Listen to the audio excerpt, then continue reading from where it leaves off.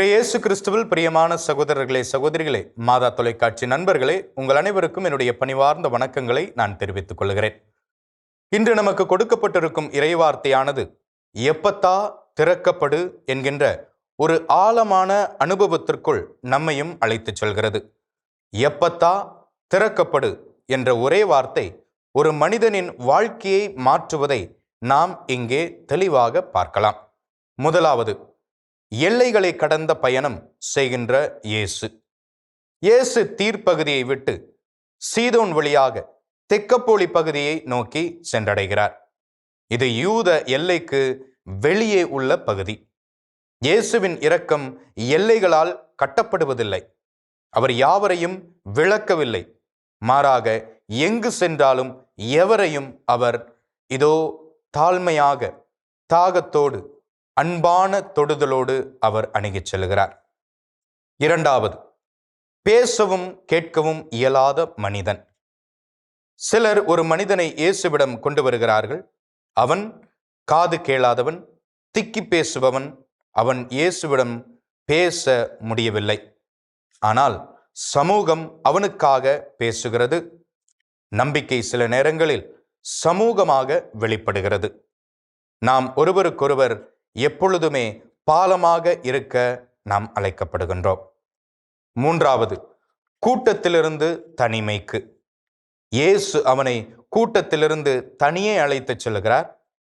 குணமாக்கல் கூட்டத்தில் அல்ல, மாறாக தனிப்பட்ட உறவில்தான் ஏற்படுகிறது என்பதை சுட்டிக்காட்டுகிறது. கடவுள் நம் பெயரால் அழைத்து தனிப்பட்ட முறையில் ஒவ்வொரு நாளும் ஒவ்வொருவரையும் அவர் அன்போடு சந்திக்கிறார். நான்காவது, தொடும் இயேசு காதுகளில் தன் விரலை வைக்கிறார். உமிழ்நீரால் நாவை தொடுகிறார். வானத்தை அண்ணார்ந்து பார்த்து பெருமூச்சு விடுகிறார் என்று பார்க்கிறோம். இது ஒரு உடல், மன, ஆன்மீக குணப்படுத்துதலை வெளிப்படுத்துகிறது.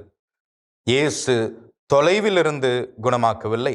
மாறாக நம் பலவீனங்களில் நம்மை நேரடியாக அவர் நம்மை தொட அணுகுகிறார். ஐந்தாவது, எப்பத்தா திறக்கப்படு. இயேசு சொல்லுகிறார், எப்பத்தா திறக்கப்படு. உடனே காதுகள் திறக்கப்படுகின்றன. நா கட்டவிழ்க்கப்படுகிறது.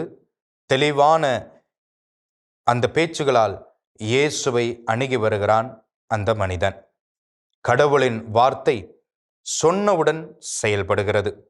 அது சிகிச்சை அல்ல, மாறாக அது ஒரு விடுதலையின் அடையாளம் என்பதை இங்கே நாம் தெளிவாக பார்க்கலாம். ஆறாவது, இன்று நம்மை நோக்கி எப்பத்தா என்று அழைக்கும் இயேசு. இன்று இயேசு நம்மையும் நோக்கி சொல்லுகிறார், கடவுளின் வார்த்தைக்கு கேட்காத காதுகள், உண்மைக்காக பேச முடியாத நாவுகள், இரக்கத்திற்கு மூடிக்கொண்டிருக்கும் உள்ளங்களை நோக்கி சொல்லுகிறார், எப்பத்தா திறக்கப்படு என்று. ஏழாவது, மௌனம் கேட்கப்படாவிட்டாலும். இயேசு இதை எவருக்கும் நீ சொல்ல வேண்டாம் என்று சொல்லி கட்டளையிடுகிறார், எச்சரிக்கிறார். ஆனால் மக்கள் அடக்க முடியாமல் அவற்றை அறிவித்துக் கொண்டே இருக்கிறார்கள்.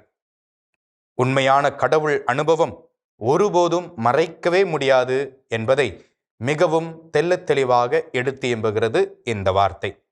அது வாழ்வின் சாட்சியாக மாற்றம் பெறுகிறது.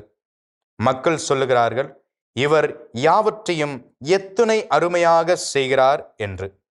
இன்று இயேசு நம்மையும் அதையே செய்ய சொல்லுகிறார். இயேசுவில் பிரியமான சகோதரர்களே, சகோதரிகளே, இன்றும் நம்மை ஆண்டவர் இயேசு கிறிஸ்து அழைக்கிறார். நம் காதுகள் திறக்கப்படட்டும் கடவுளின் குரலை கேட்பதற்கு. நம் நாவுகள் கட்டவிழ்க்கப்படட்டும் நம்பிக்கையை அறிவிப்பதற்கு. நம் உள்ளங்கள் திறக்கப்படட்டும் நம்முடைய புதிய வாழ்க்கைக்காக. இயேசுவுக்கே புகழ், இயேசுவுக்கே நன்றி. மரியே வாழ்க.